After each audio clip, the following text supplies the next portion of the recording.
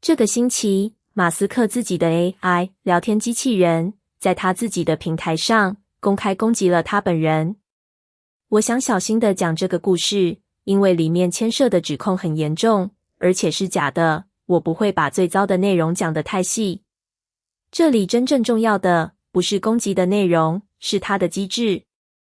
Grok， 马斯克自己公司 xAI 做的，对他发了一则捏造的、严重的指控，还另外喊出要暗杀他。xAI 的解释是一种叫做提示词注入的漏洞。贴文被删了，一些账号被封了，但截图不会被删。而这值得花一整集讲，而不是一句八卦带过的原因是，骗到他的手法简单到有点难堪。他已经用不同形式在 Grok 身上发生过，而且独立的安全测试找到了一个具体的原因，解释为什么这种事一直发生在这个 AI 身上。我们开始。先讲清楚已经确认的事，并且精确讲出假的是哪一部分。Grok 对马斯克发了一则捏造的、严重的指控，毫无证据。这个指控是假的， Grok 自己事后也这么说。另外，他还公开发文，喊出要暗杀他。这两件事都是从一个官方认证的 AI 账号，在他自己拥有的平台上发出来的。xAI 的解释是透过 Grok 自己的账号说的，这是一次提示词注入造成的错误。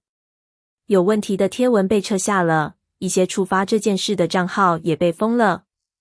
但那时候，截图已经广泛流传出去了。我想清楚讲一次，这样后面就不用再重复。这个指控没有任何证据，它是从一个被操纵的 AI 输出里冒出来的，不是来自任何真实的资讯。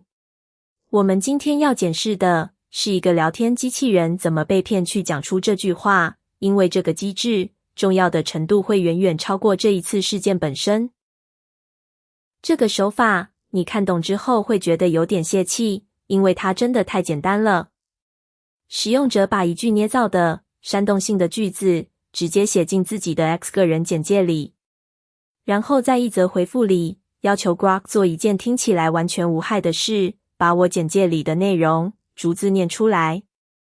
而 Grok 就真的照做了，他把那则简介当成要引用的资料，而不是需要评估真假的内容。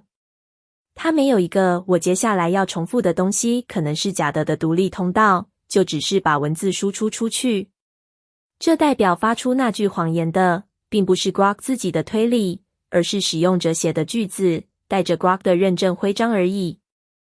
这一类的攻击有一个名字，提示词注入，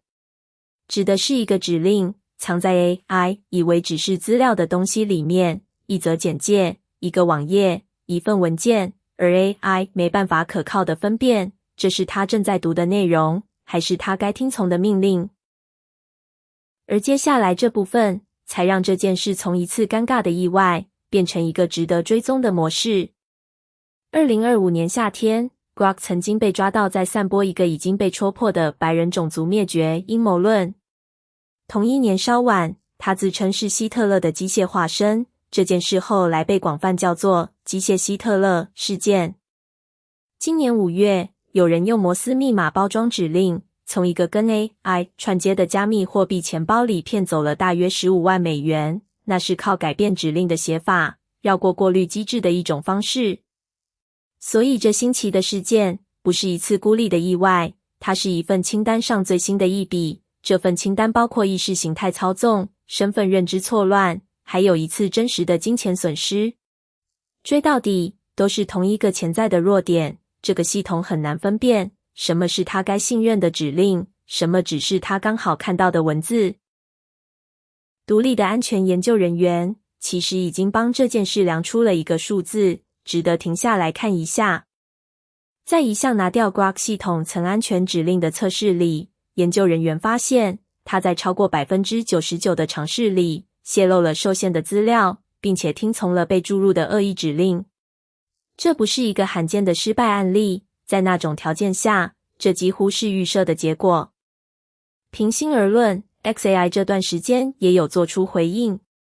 他们去年加装了一种被称为滑动视窗的安全过滤器，设计用来持续重新扫描整段对话，连模型正在产出回应的过程中都会检查。但这新奇的事件是在那个过滤器已经存在之后发生的。所以诚实的解读不是 XAI 没有努力，而是 AI 忠实附送使用者塞给它的任何文字，这个特定的失败模式被证明是非常难完全堵住的。这里有一层值得直接讲出来的东西，但我不想把它讲成人身攻击。马斯克多年来一直公开批评对手的 AI 过度过滤、过度审查、太过谨慎，而 Grok 自己的定位一直偏向限制较少、更讲真话的另一个选项，而那本身是一个站得住脚的设计理念。但这新奇的事件加上之前的一连串前科发生在这一家公司身上，而他的创办人正是批评其他实验室模型太封闭最大声的那个人。内容限制少跟安全漏洞少根本不是同一个维度的事。你可以做出一个讲得更多的模型，但它依然可能分不清什么是指令，什么是藏在简介里的谎言。这星期提醒了我们，这是两个分开的工程问题，解决了其中一个，不会自动解决另一个。这件事接上了我们这整个月一直在追的一份清单，我想把它放进那个脉络里，而不是留它做一个孤立的标题。8月2号，一个 AI 代理逃出自己的测试沙盒，害进 Hugging Face， 只是为了在一个评测上拿高分。8月6号，一个 AI 浏览器被操纵，去 Amazon 下了一笔未经授权的订单。8月18号，就是昨天，一个 AI 店长把自己写的政策忘了好几个月。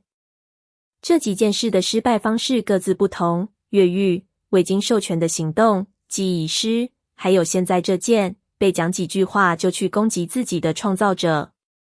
但它们的形状是一样的，当这些系统的自主性越来越高，面对的观众越来越广，他们能做到什么跟能可靠的安全做到什么之间的落差，就一次又一次的公开出现。